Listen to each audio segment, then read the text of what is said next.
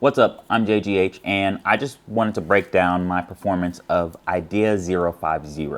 So this is a song that I basically wrote while I was at my parents' house visiting, and I was just kind of messing around, making an idea. I've really been into UK garage and other dance genres lately, so it's heavily, clearly influenced by that. The tricky thing, though, is how do you perform that live? Because it's an electronic genre, and I made it without thinking about how to play it live.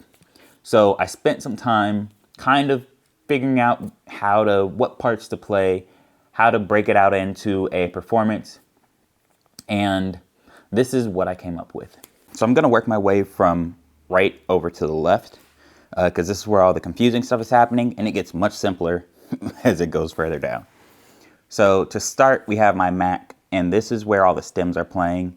So what is actually playing during the performance is just different bits and pieces that I'm not actually playing. So there are certain sections where I'm playing keys or I'm playing drums. So I have the part that I'm playing muted so that I can play it.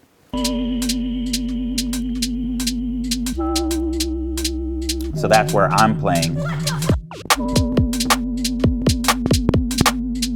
And I'm not really a drummer, so it's probably really sloppy. I haven't even looked at the footage yet to see how it sounds, but it's probably sloppy, but it's pretty good. Like it's good for what I can do. And then when we get to the section where I'm playing the keys, you have the drums, and I actually have a little section that like cues me in for that, so I have time to like switch.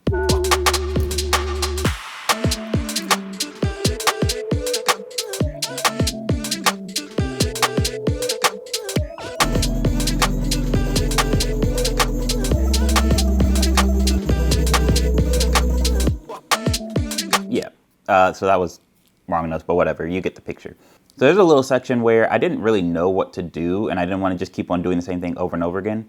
So I have this launch control right here, and it is mapped out to different parts of the song in Ableton, like different effects. So I have this little effects rack that I use, that I made. It's basically a SP404, but in Ableton Live. I found somebody that made it because I just wanted to have the effects, and I didn't want to sit there and make it myself. So I have like little stuff like, I have beat repeat.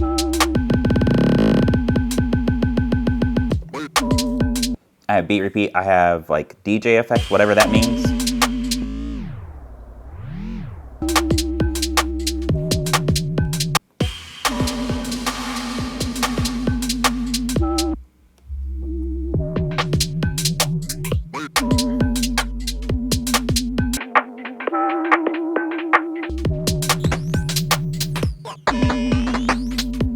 So yeah, I just got a bunch of different effects, and I can hit the default button. I have like presets right here for this.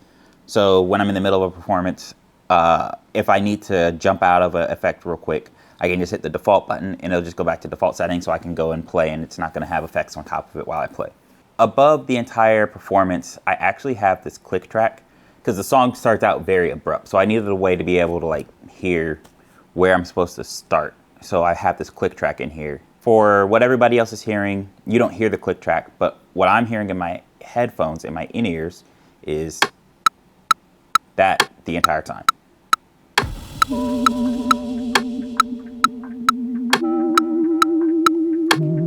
And it just goes all the way through the entire song. It can be annoying, but it also helps me stay on time, because sometimes when you don't have drums, it's hard to stay in time. So that kind of helps with that. And then the way that I'm getting the audio to be split in half is I'm actually using my Apollo Twin over here, and I have the audio running out of this into this H1N, my little handheld recorder, and it is getting really, really clean audio, I hope. We'll see when I check the footage. And then I'm getting scratch audio through DJI mics that's going to the camera. I'm not going to use that audio because the DJI mics actually sound really, really bad, honestly, with like audio, with music. So that's why I'm using the H1N, because it sounds better with like a full range spectrum of sound, of frequencies and stuff like that. And then I have the Apollo Twin also routing out my headphones, so I have in-ears in. So that's where I'm listening to the click track. It's splitting the signal two different ways so that I can have a clean track for the performance, and then I can have a in-ear version so I can have the click track and stay in time. And then we have here my Ableton Push 2, which is literally just for playing drums. It has all the drum sounds, but I'm only playing the kick and the snare because there's too much swing on the percussion, and I wanted to make sure that it sounds good. So the best way for it to sound good is for me to not play it. And then when I get to the section where I am playing,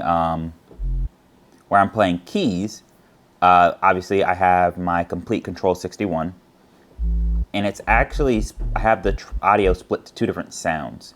So I have the sub on one part, and then I have the synth pad on the other part. It helps out because like I wanted to be able to play chords, and the way that the song works is there's chord progressions where I'm only playing 2 notes in the MIDI in the pad, and then there's a bass, so it just sounds more full. And I wanted to play the whole thing. I didn't want to just play with 2 hands, or with 1 hand. I didn't want to just play with 1 hand. I wanted to play with 2. So yeah, I have my bass on this side, and then the pads over here, so I can just kind of play it, and it'll sound cool and full and great and awesome.